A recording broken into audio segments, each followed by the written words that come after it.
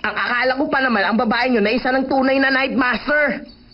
Maliban pa ron, tinanggihan ka niya. At ibig sabihin, hindi ka pa rin makapaglalakbay sa buong mundo. Hoy, Shu! Nung kinakausap ka niya, parang pasikreto. Ano bang sinabi niya sa'yo? Hindi ako sigurado. Masyado nga mahirap maintindihan eh. Tungkol daw yun sa power. Grabe! Sino yun?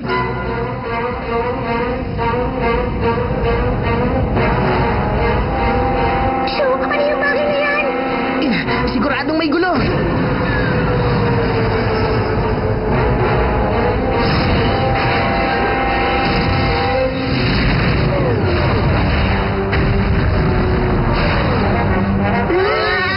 Inatake nila ang village!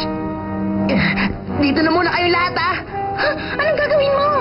Bababa ako dun para hanapin yung babae. Siya at ang lalaki ay mukhang nagpunta dun sa valley. Malamang nandun sila sa ruins.